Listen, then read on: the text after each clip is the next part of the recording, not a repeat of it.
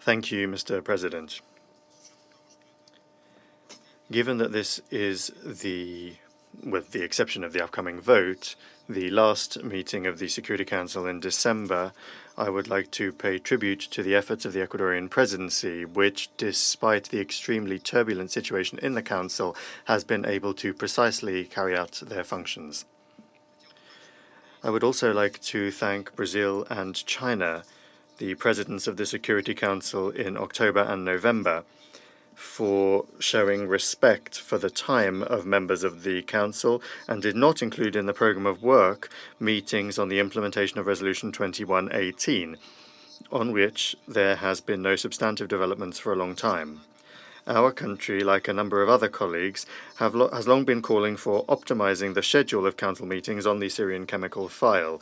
In our view, discussing them once a quarter would be more than enough. That said, the added value of today's meeting is also highly debatable. The US delegation that insisted on it being included on the program of work was not able to argue why that's necessary.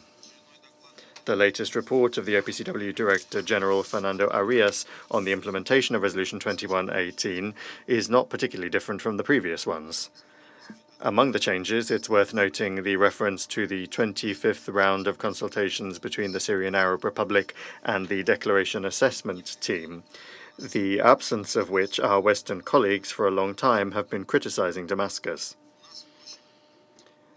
And incidentally, we had no illusions that this would have any impact on the tone of the statements from the representatives of the USA and their allies today, because old and new insinuations about the Syrian authorities' involvement in chemical incidents in their own country is the only thing that they can try to use to justify their attempts to artificially keep this subject afloat in the Security Council. It's no secret to anyone that the OPCW and its Technical Secretariat have long been nothing more than an obedient weapon in the hands of a group of Western states. And now they are demanding that the ground be laid for new anti-Syrian decisions.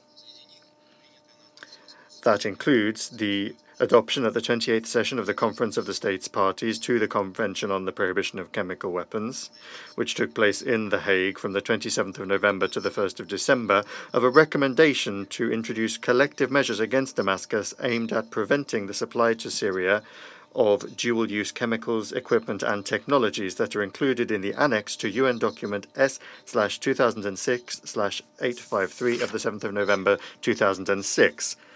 Obvious arbitrary rule is the only way that you could describe this decision. It's telling that only 65 countries out of the 194 members of the OPCW wanted to be associated with this. This is extremely indicative for understanding the crisis in the organization caused by the actions of Western countries that are gripped by an anti-Syrian and anti-Russian hysteria. In their actions, they have also dealt a blow to the UN Charter, because by insisting on the adoption of collective measures in accordance with Article 12 of the CWC, they are simply losing sight of the fact that this article stipulates the possibility of adopting collective measures exclusively in accordance with international law. And in accordance with Chapter 7 of the UN Charter, a decision for the full or partial cessation of economic relations with countries is the exclusive prerogative of the Security Council. The OPCW does not have a mandate for that.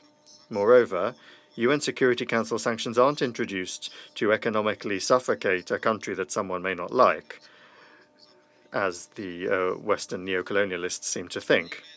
Rather, it is a subsidiary tool for achieving a specific aim, the maintenance of international peace and security. A CSP decision does not and cannot serve this aim. What is this other than another attempt to replace the norms of international law by certain rules tailored to a small group of states and convenient only for them? Mr. President, Syria's foes in the OPCW are proposing using the mechanism of harsh sanctions, ignoring the fact that many of the substances from the annex to the UN document are actively used in agriculture and medicine. A ban on their supply would lead to a further deterioration of the already dire humanitarian situation in Syria. Moreover, the decision stipulates the possibility of CWC states parties introducing any other restrictions against Syria in this area. The OPCW Director General, thus, essentially has been given the power in future to determine at his own discretion those countries that would allegedly be in violation of the CWC. Basically, Western countries have acquired yet another anti-Syrian toy that they will probably start playing with at today's meeting, and the statement of the US representative is a confirmation of that. In that regard, I would like to underscore that insinuations that Syria has preserved its chemical warfare capacities are believed by only a limited number of anti-Syrian states. As is well known, Damascus fully complied with its obligations under Security Council Resolution 2118 to eliminate its chemical warfare program.